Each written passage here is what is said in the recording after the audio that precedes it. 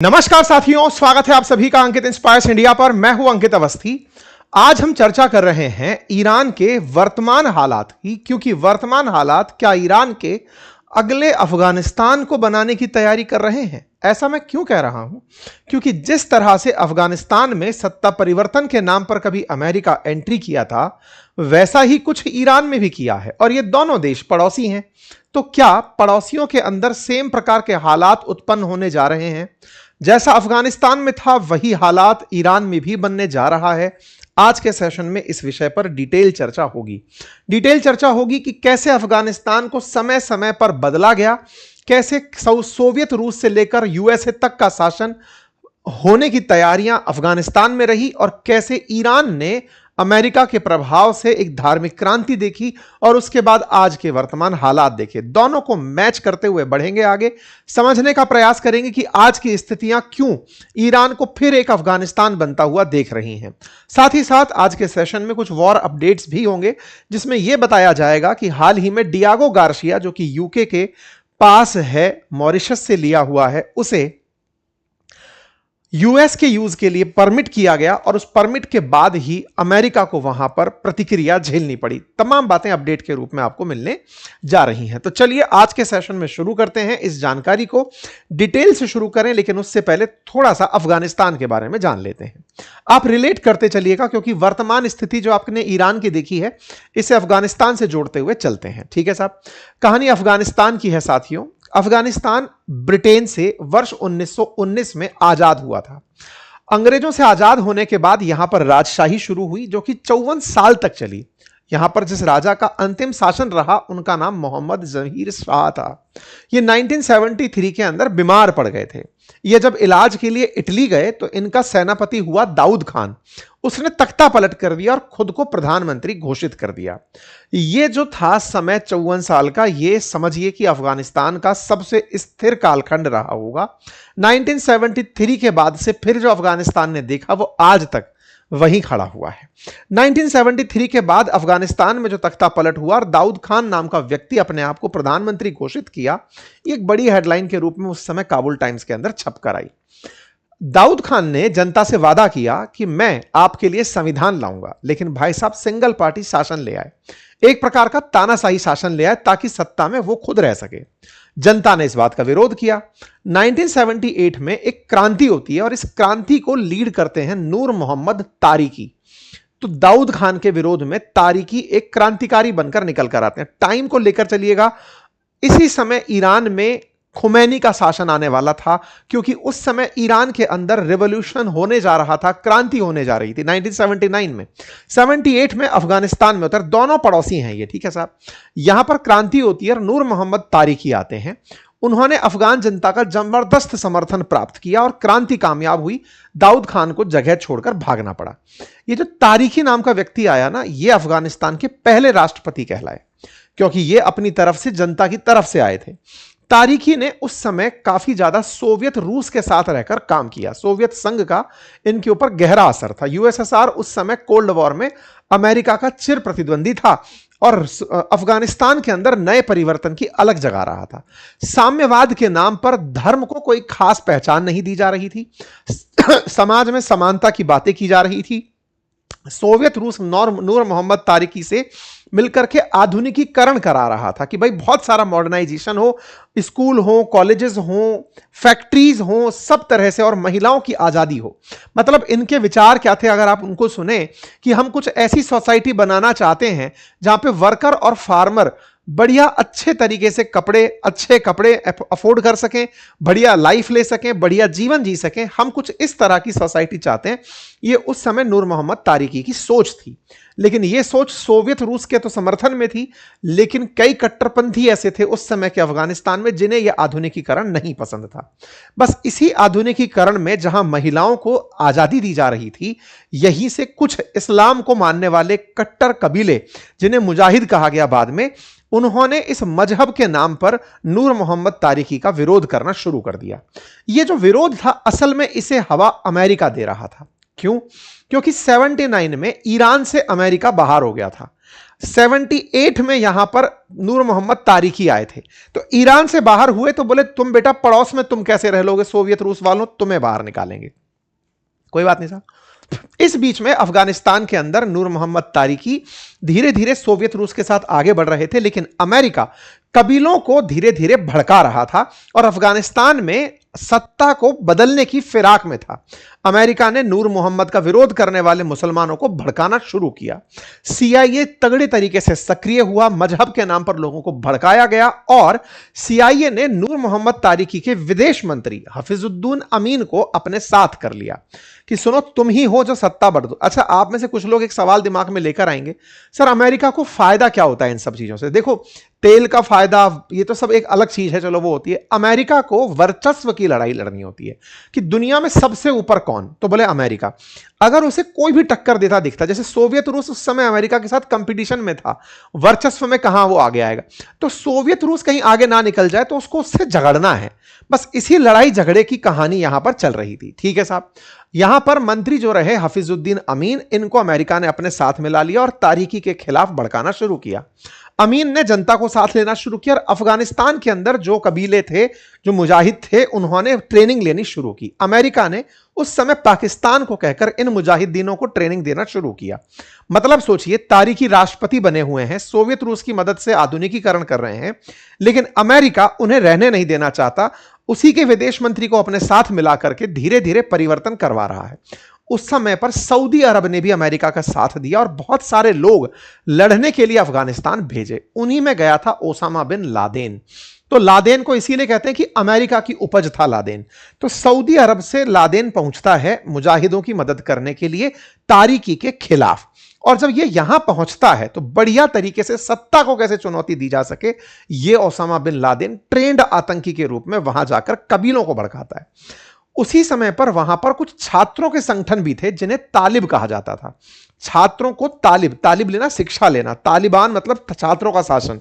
तो तालिब जो संगठन थे उन्हें भी अमेरिका ने धीरे धीरे छात्र संगठन, जैसे बांग्लादेश में किया, मतलब एक पार्टी बना दी छात्रों को सरकार के विरोध में, सेम ऐसे ही अफगानिस्तान में छात्रों का एक गुट बनाया जिन जो तालिब ले रहे थे इस्लाम की। उन्हें कहा कि यह आधुनिकीकरण कर रहा जो व्यक्ति है ये तुम्हारे खिलाफ है, ये इस्लाम के खिलाफ है, इसे हटाओ, इसे हटा करके तुम कट्टरपंथ लेकर आओ। मतलब आयरनी देखो, जहां ईरान में अमेरिका यह कहता है कि महिलाओं को खुलापन दिया जाना चाहिए, जो महिलाओं के खिलाफ है, खुमैनी उनको खिलाफ दिखे, खमनेई खिलाफ दिखे, बोले इनको हटाओ, महिलाओं को आजादी दो।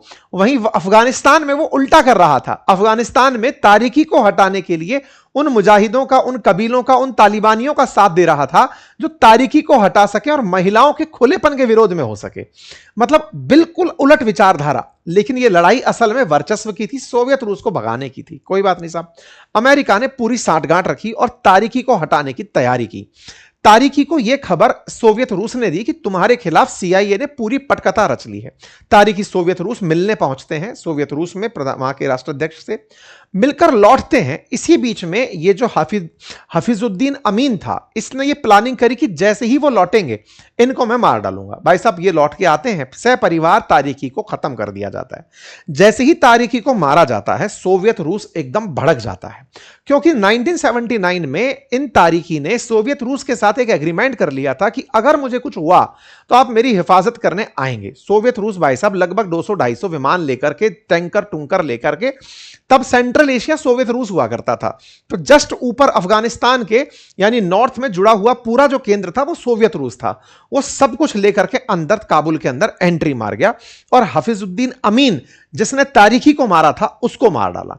मतलब उस समय सोवियत रूस, ये पूरा सोवियत यूनियन हुआ करता था जिसे आज सेंट्रल एशिया कहते हैं, यहां से होता हुआ सीधा काबुल एंट्री करता है, हफीजुद्दीन अमीन को मार देता है कि तुमने हमारे आदमी को मारने का प्रयास कैसे किया। तो तारिकी गए, हफीजुद्दीन अमीन भी गए। अब अमेरिका ने क्या किया?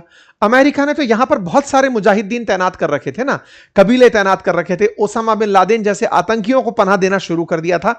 यहां पर अब वो कबीले, स्टेटलेस स्थिति उत्पन्न हो गई, ना राष्ट्रपति है ना राष्ट्रपति को हटाने वाला व्यक्ति है। तो ऐसे में अब इन कबीलों में वर्चस्व की लड़ाई होना शुरू होता है। इधर सोवियत रूस भी खुद कई सारे मसलों में फंस चुका होता है।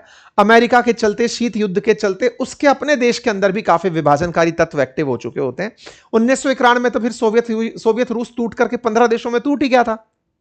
तो ऐसे में सोवियत रूस को यहां पर भी खिलाफत झेलनी पड़ती है। अमेरिका ने खूब धन इन्फ्यूज किया, तालिबानियों को इतनी तक ट्रेनिंग दी गई कि वो अमेरिका तक आ सकते हैं। मतलब हद ये थी कि अगर अमेरिका में मुजाहिदीन, अमेरिका की तरफ से अगर आप ट्रेनिंग ले रहे हो तो आपको अमेरिका आने की इजाजत है।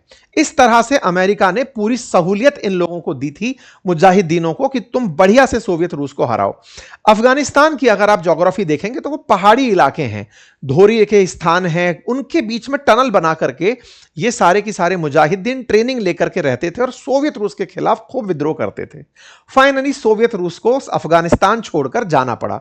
अफगानिस्तान छोड़कर गया सोवियत रूस, जगह किसने ली? अमेरिका ने। लेकिन अमेरिका अब किसी व्यक्ति को नहीं बिठा पा रहा था। तो क्या हुआ? तो ये मुजाहिदीनों के जो कबीले आपस में झगड़ रहे थे, इनमें से जो सबसे ताकतवर कबीला बनकर आया वो तालिबान के रूप में बनकर आया और उसकी लीडरशिप करी मुल्ला उमर ने। ये मुल्ला उमर नाम का व्यक्ति ही था जिसने अफगानिस्तान को एक लीडरशिप दी। यानी कि 1990 से 98 तक आपसी संघर्ष और गृह युद्ध की स्थिति रही।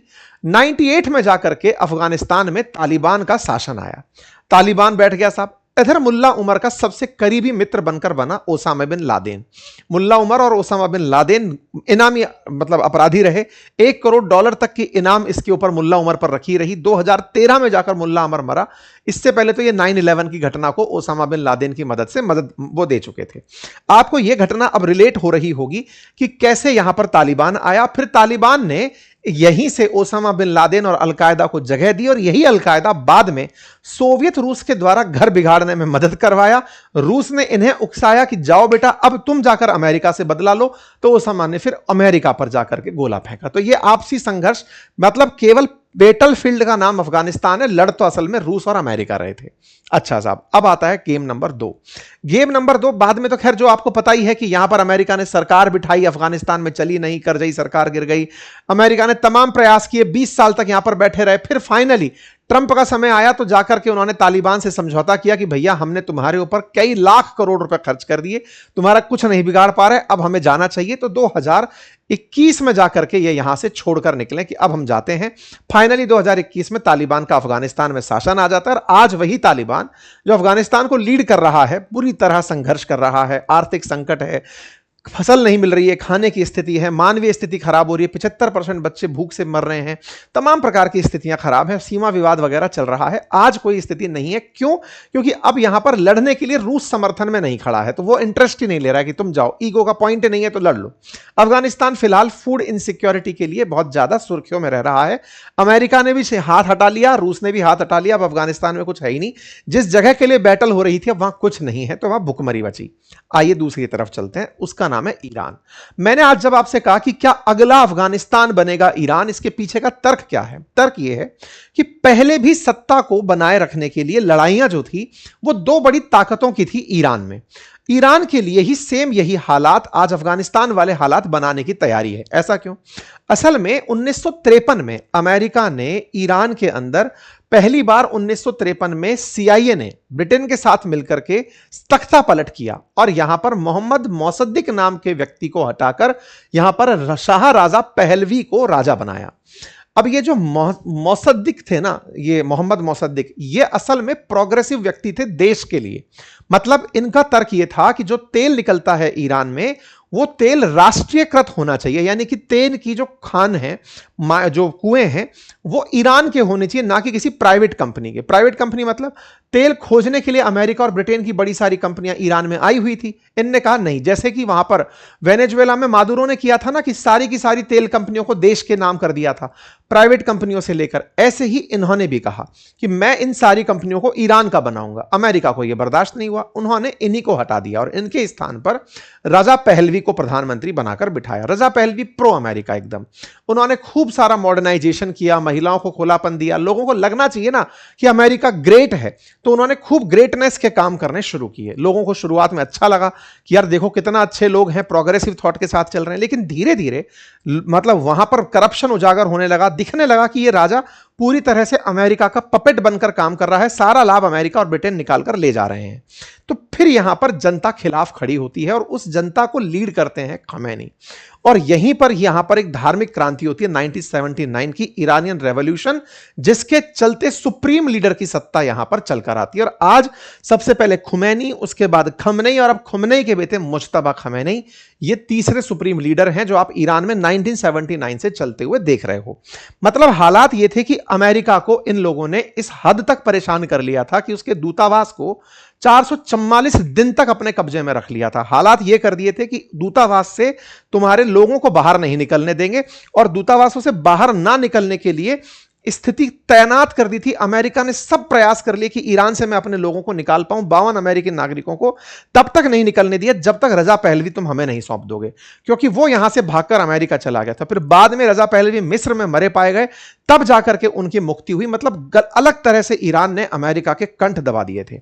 कोई बात नहीं साहब, अमेरिका की इंसल्ट हो चुकी थी, इसीलिए वो अफगानिस्तान में खेला किया।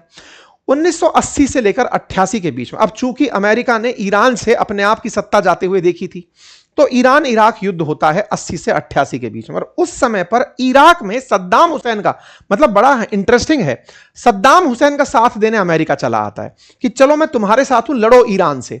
और वही सद्दाम हुसैन जिसको बाद में इन्होंने फांसी चढ़ा दिया। मतलब पहले उससे युद्ध करवाया, 8 साल तक युद्ध करवाया कि ईरान ने हमारी बेइज्जती की, तुम लड़ो इससे। बाद में सद्दाम हुसैन मार दिए, तो फिर अब ईरान पर फोकस किए कि तुमने परमाणु कार्यक्रम रूस से मिलकर के शुरू किया है, तुमको परमाणु कार्यक्रम खत्म करना होगा। असल में केवल ह्यूमिलिएशन और ह्यूमिलिएशन के साथ साथ ईरान में जो तेल है वही इनका केंद्र बिंदु है। इसी को ध्यान में रखते हुए अमेरिका ईरान पर कई प्रकार के प्रतिबंध लगाता रहा, यह कहकर कि तुम्हारे पास न्यूक्लियर वेपन है। जैसे सद्दाम हुसैन के पास कभी कहा गया था कि केमिकल वेपन है, ऐसे इनके पास न्यूक्लियर वेपन है। और यह कहकर के इनके साथ कई प्रकार की एग्रीमेंट्स को साइन करने का प्रयास किया गया, जिनमें से जॉइंट कॉम्प्रिहेंसिव जो एग्रीमेंट हुआ था JCPOA के नाम से, वो काफी फेमस हुआ था। लेकिन उस समय ओबामा थे, ट्रंप को वो चीज पसंद नहीं थी। ट्रंप जब आए तो उन्होंने काटसा लगा दिया, कहा कि ईरान से जो भी ट्रेड करेगा उस पर मैं सैंक्शन लगा दूंगा। अमेरिका ने ईरान को दुनिया के केंद्र में लाकर छोड़ दिया, क्योंकि इनका ह्यूमिलिएशन जो था वो इनको अब तक याद था। पर्ल हार्बर याद है जिस आदमी को, उसे ईरान क्यों याद नहीं होगा। इसके चलते ईरान की करेंसी बुरी तरह गिरी, ईरान में बहुत ज्यादा आइसोलेशन हुआ। हालात ये हुए कि ईरान एकदम एंटी अमेरिका और इजराइल हो गया कि इजराइल एक्सटेंडेड अमेरिका है और जो भी व्यक्ति होगा मैं उसके खिलाफ रहूंगा। कुल मिलाकर के ईरान को अमेरिका ने वहां पहुंचा दिया जहां आज आप उसे देख रहे हैं। महंगाई बढ़ गई, बेरोजगारी बढ़ गई, मुद्रा गिर गई, तमाम चीजें। और जब सब तरह से हो गया तो वो पुराना बदला जो 1979 में ये लोग निकले थे कि सत्ता हटानी है, उसको करने के लिए ट्रंप ने हमला बोल दिया। तो ये जो 28 फरवरी को हमला था ना, ये समझकर चलो 47 साल पुरानी इंसल्ट का मतलब बदला लिया गया है। 1979 में जो इनकी स्थिति खराब हुई थी ना, उसका बदला लेने के लिए यूएस और इजराइल ने ईरान में खमनेई की सत्ता को हटाने का प्रयास किया कि अब रिलीजियस मॉनिटरिंग यहां पर नहीं रहेगी। तब से लेकर आप आज तक जो युद्ध चलता हुआ देख रहे हैं, 22वें दिन में जो युद्ध एंट्री कर गया है, वो केवल और केवल इस वजह से हुआ खेल। मतलब आप इससे समझिए कि आज ईरान में फिर से, मैंने अफगानिस्तान क्यों बोला, अफगानिस्तान में भी सत्ता की चाह थी, ईरान में भी अपने लोगों की चाह है, लेकिन ये कर नहीं पा रहे हैं। हालात इस समय ईरान के भी बिगड़ रहे हैं। स्वाभाविक सी बात है, एक तरफ दुनिया की सारी पावर जुड़ी है, एक तरफ ईरान अकेला पड़ा है और वो अपनी सत्ता को बचाने का प्रयास कर रहा है। असल में उसको सत्ता से ज्यादा थॉट बचाने में मदद मिल रही है कि हम पहले सही थे। उसको इस हमले से अपनी जनता का समर्थन मिलना शुरू हो गया है। जैसे तालिबान का जब शासन आया तो तालिबान के शासन के बाद में अफगानिस्तान में कोई भी बड़ा विद्रोह नहीं हुआ कि तालिबान के खिलाफ कोई वेपन उठाकर खड़ा हो गया हो। बिल्कुल वैसे ही ईरान में जो शासन चला आ रहा था, मतलब खमनेई का या धार्मिक लीडर का, सुप्रीम लीडर का, उस सुप्रीम लीडर के जाने के बाद जनता को यह एहसास हुआ कि अमेरिका असल में ईरान विरोधी है, वो हम लोगों को चाहता ही नहीं है। तो जो पहले भी थोड़े बहुत विरोध थे ना ईरान में, वो एक भी नहीं हुए। जो तख्ता पलट एक्सपेक्टेड था, कुछ नहीं हुआ। जनता जो पहले प्रोटेस्ट कर रही थी वो तक बाहर नहीं आई, जबकि सारे के सारे अली लारीजानी जैसे लीडर्स या फिर खमनेई जैसे लीडर मारे जाने के बाद भी, जब लीडर्स के मर जाने के बाद भी जनता सड़कों पर नहीं आ रही है, यह दर्शाता है कि लोगों को यह संदेश साफ हो गया कि अमेरिका हमारा हितैषी नहीं है, वो ईरान विरोधी है। उसे केवल और केवल तेल चाहिए, और ईरान में जो अपनी बेइज्जती हुई थी कि मेरे को बाहर निकाल दिया था, वो अपने आदमी को बिठाना चाहता है। बस यही कहानी यहां चल रही है। बाकी अपडेट में यह है कि इंडियन ओशन में जो डियागो गार्सिया है ना, इस पर यूके ने परमिशन दे दी कि ठीक है, अमेरिकी विमान यहां से उड़कर ईरान पर हमला कर सकते हैं। डियागो गार्सिया का मैंने भी पहले भी खूब सारे मसले आपको सुनाए है। असल में मॉरिशस का 99 ईयर की लीज पर अमेरिका ने और ब्रिटेन ने लिया हुआ है। ब्रिटेन ने इसको यूएस को दिया हुआ है। यूएस यहां से अटैक करना चाहता था ईरान के ऊपर, अब जाकर उसे परमिशन मिली, और जैसे ही ईरान को यह पता चला उसने यहां गोला मार दिया है। उसकी भी एक चर्चा अपनी है, वो भी हम चर्चा करेंगे। तो कुल मिलाकर अब आप रिलेट कर पा रहे होंगे दोनों स्थितियों को। अब क्या लगता है कि सर ये युद्ध कब तक चल सकता है, क्या होगा? तो देखिए, कंक्लूसिव रिमार्क इतना है कि अमेरिका ने जो चाहा था कि यहां पर सत्ता परिवर्तन इनके जाते ही हो जाएगा, लीडर्स के जाते ही हो जाएगा, नहीं हुआ। स्टेट ऑफ हॉर्मुज को बहुत दिन तक वो बंद खुद भी नहीं रहने दे सकते। क्यों? क्योंकि अंतरराष्ट्रीय स्तर पर अमेरिका की इंसल्ट हो रही है। पहले चाहता क्या था कि उसकी हेजीमोनी बने, कि मैंने सत्ता हटा दी। आप समझिए, मादुरो को हटाने के बाद जो अमेरिकी सिक्का बुलंद हुआ था, वो ईरान के युद्ध में पूरी तरह से डाउन हो गया है। लोग उसे अब विजनरी देश नहीं मान रहे कि ठीक है यार, इसने कर दिया, पूरे दुनिया के बाजार खराब कर दिया, तेल खराब कर दिया, सब बिगाड़ दिया, अर्थव्यवस्थाओं को। अब सोचिए ना, इतना हद हुआ है कि अमेरिका ने यह कहा है कि ईरान का जो तेल छुप छुपाकर बाजार में बिकने जाता है, वो कोई खरीदना चाहे तो खरीद सकता है, हमें दिक्कत नहीं है। क्यों दिक्कत तुम्हें होगी? क्योंकि हर देश अब तुमसे जाके कह रहा है कि तुम्हारा दिया है ये कलेश। कल को जब दुनिया के बहुत से देश परेशान होने लगे, तो हो सकता है कि वो अमेरिका की मुखालफत कर दें। जैसे भारत ने अपने बाजार को बचाए रखने के लिए टैरिफ के ऊपर, ट्रेड डील के ऊपर अमेरिका से समझौते किए थे। ट्रेड डील हुई, हमें लगा बाजार सुधर कर आएगा, तो कुछ दिन बीते ही थे, फिर से हमारा बाजार धड़ाम से नीचे आ गया। तो अब ये इतना परेशान हो जाएगी ना दुनिया की अर्थव्यवस्था, जो खुलकर ट्रंप से कह पाएगी कि तुम्हें अगर हमसे युद्ध करना है, युद्ध कर लो, तुम्हें टैरिफ लगाने लगा लो, वैसे भी तो बर्बाद होकर हम नीचे आ गए। मतलब अब उन दुनिया भर के देशों में खुददारी आना बाकी है, जिनके बाजार, जैसे भारत जैसे जो देश थे ना, जो केवल भारत के बाजार को बचाते रह गए कि बाजार बचा लो, ट्रंप का टैरिफ खा जाएगा। टैरिफ हटने के बावजूद भी खा गया वो आदमी, और भविष्य में भी खाएगा, इसकी क्या गारंटी है? लेकिन दुनिया के देश अपने स्टैंड पर अब खड़े होने शुरू हो गए कि नहीं साहब, हम अपने स्टैंड को लेंगे कि साहब हमको ईरान से तेल चाहिए या हमको रशिया से तेल चाहिए, तुम्हें जो करना है कर लो, तुम्हारे हाल देख ली, तुमका कुछ नहीं होता तुमसे, जनता पे तुमसे जमीन पर जनता उतरेगी नहीं, देख लिया तुम्हारा खेल। तो ये सब चीजें अब हो सकता है कि अमेरिका को कमजोर करें, और ट्रंप को तो आप जानते हैं खुद से ही पीछे हट जाएंगे, कहेंगे कि मेरी बात हो गई, हमारे जो उद्देश्य थे वो पूरे हो गए, हम पीछे हट रहे हैं। ठीक है, हालांकि यूएस के वॉरशिप यहां पहुंच रहे हैं, यूरोपियन देश भी इन्वॉल्व हो रहे हैं, लेकिन प्रिडिक्टिव तरीके से अगर देखा जाए तो अमेरिका इस स्थिति में नहीं है कि वो दुनिया का प्रेशर अब झेले, कि लोग उसको अब कोसना शुरू करेंगे। और वो बोलता दिख रहा है, नाटो को कागज के शेर बोल रहा है, फटेगा कि तुम तो अब नाटो वालों कुछ नहीं कर पाओगे, तुम्हारे साथ रहने का तो मेरा कोई प्रयोजन नहीं है। ये सब बातें उसके फ्रस्ट्रेशन को दिखा रही हैं। कुल मिलाकर के अमेरिकी वर्चस्व जो बनता दिख रहा था वेनेजुएला के केस में, वो यहां पर पूरी तरह डाउन टर्न कर गया है। पश्चिम एशिया के जो देश खड़े हैं, सऊदी अरब, यूएई, ओमान, ये सब देश कुछ दिनों के भीतर भीतर अमेरिका के सामने उसका असली चेहरा दिखा देंगे कि सर अब हो गया, धन्यवाद। जो भी होगा आपके सामने चीजें लाई जाएंगी। फिलहाल के लिए इतना ही। जानकारी पसंद आई हो तो साथियों से साझा करें, चैनल पर नए हैं तो सब्सक्राइब कर लें, सब्सक्राइब की रिक्वेस्ट हम आपसे अवश्य करेंगे, कृपया सब्सक्राइब कर लें। और हां, कल जो सुबह 11 बजे वेबिनार रखी गई है, जिसका लिंक हमने कभी 2 दिन पहले कमेंट बॉक्स में पिन किया था, उन कम्युनिटी पर जो लोग जुड़े हुए हैं कृपया लगातार अपडेटेड रहें। कल सुबह 11 बजे उनकी वेबिनार है एआई टूल्स के ऊपर, कि कैसे वो आपके लिए मददगार हो सकते हैं। ठीक है, लिंक साझा हो जाएगा थोड़ी देर में उस वेबिनार का। जो लोग उसे ज्वाइन नहीं कर पाएंगे उनके लिए अलग वेबिनार आपके लिए फ्यूचर में आयोजित कर दी जाएगी। थैंक यू सो मच, अपना ख्याल रखें।